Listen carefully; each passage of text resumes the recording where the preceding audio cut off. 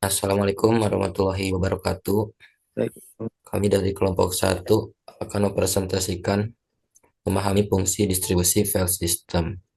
Saya Arya Prayoga, Syahrul Aidil, Puput Handayani. Kita langsung aja ke materi, memahami fungsi distribusi file system. Tugas presentasi ini dibuat untuk memenuhi tugas mata kuliah sistem paralel dan terdistribusi yang diampu oleh Bapak Hermanto Fkom. Tujuan distribusi file system, akses file terpusat, menyediakan akses file yang terpusat, memungkinkan pengguna di berbagai lokasi untuk mengakses file yang secara manual di setiap komputer efisien dalam pengolahan data.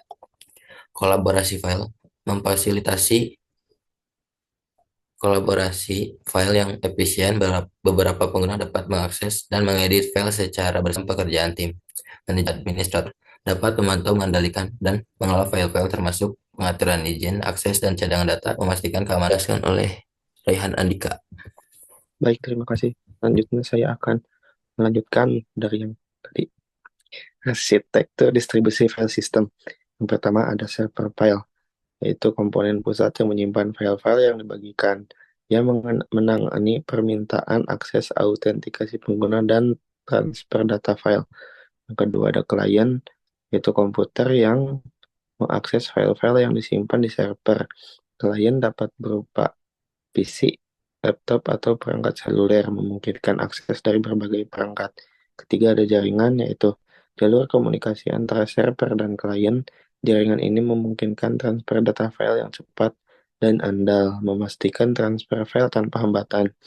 Yang keempat ada protokol, yaitu kumpulan aturan yang mengatur komunikasi antara server dan klien, memastikan kompatibilitas dan aliran data yang lancar. Next ya.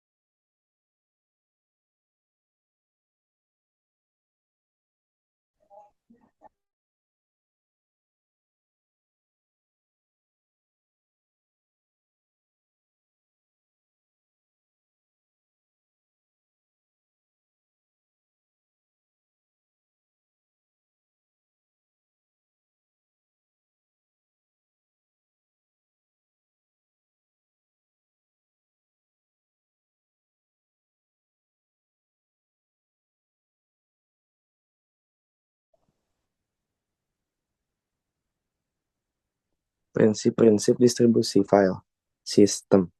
Yang pertama adalah skalabilitas, yaitu sistem harus mampu menangani jumlah file dan pengguna yang meningkat tanpa degradasi kinerja, memastikan sistem dapat berkembang sesuai kebutuhan.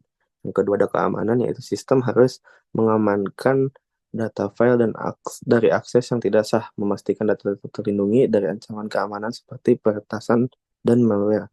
Yang ketiga ada ketersediaan, yaitu sistem harus tersedia secara konsisten untuk pengguna, memungkinkan akses file yang andal dan tanpa gangguan, mencegah downtime. Yang keempat ada kinerja, yaitu sistem harus memberikan kinerja transfer file yang cepat dan efisien, memastikan pengalaman pengguna yang lancar dan responsif. Selanjutnya akan dibacakan oleh Syahrul Aidil. Terima kasih Rehan Andika.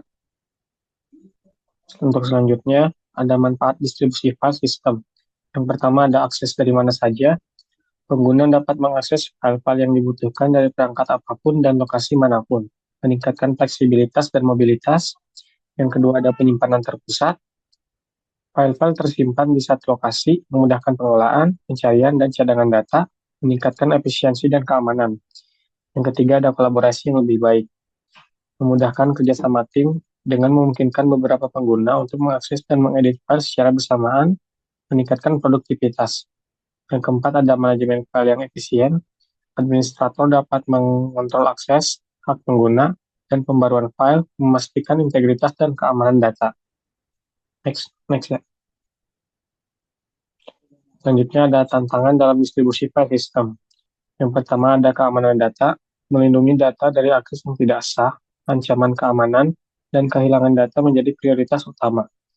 Yang kedua ada ketersediaan, menjamin bahwa file-file selalu tersedia untuk diakses, bahkan jika terjadi masalah jaringan atau pemeliharaan server. Yang ketiga ada kinerja, menjaga agar kecepatan transfer file tetap tinggi, terutama dengan banyak pengguna yang mengakses file secara bersamaan, mencegah penurunan kinerja. Yang keempat ada manajemen bandwidth, mengelola penggunaan bandwidth jaringan untuk mencegah kemacetan, terutama saat transfer file besar. Yang kelima ada ketersediaan sumber daya, memastikan server memiliki sumber daya yang cukup, seperti ruang penyimpanan, bandwidth, dan tenaga untuk memenuhi kebutuhan pengguna. Selanjutnya akan disampaikan oleh Puput Handayani.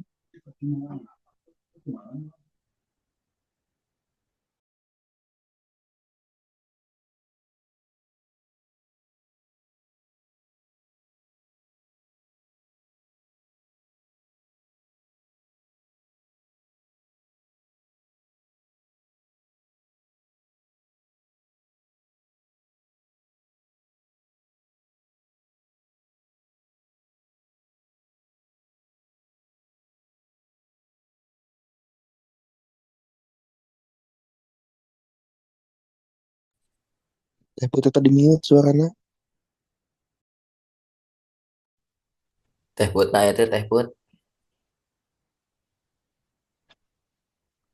Teh Put. Selanjutnya yaitu protokol dan standar distribusi file system. Yang pertama yaitu FTP, protokol transfer file digunakan untuk mentransfer file antara server dan klien, mendukung transfer file besar dan kontrol akses. Yang kedua yaitu HTTP, protokol transfer hypertext digunakan untuk mengakses dan mentransfer file web seperti gambar, dokumen, dan kode. Yang ketiga SMB, yaitu blok pesan server digunakan untuk berbagi file dan printer di jaringan lokal, memberikan akses yang aman dan terkontrol. Yang keempat yaitu NFS, yaitu sistem file jaringan digunakan untuk berbagi file antar komputer dalam jaringan dengan akses dan manajemen file yang terpusat. Next.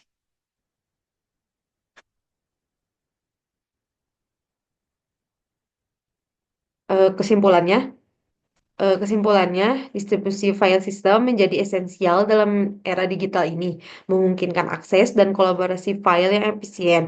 Kedepannya, sistem ini akan terus berkembang dengan teknologi baru seperti cloud computing dan penyimpanan terdistribusi untuk meningkatkan keamanan, kinerja, dan skalabilitas. Mungkin itu saja yang dapat kelompok kami sampaikan. Kurang lebihnya mohon maaf. Wabillahi taufiq wal hidayah. Assalamualaikum warahmatullahi wabarakatuh. Waalaikumsalam warahmatullahi wabarakatuh.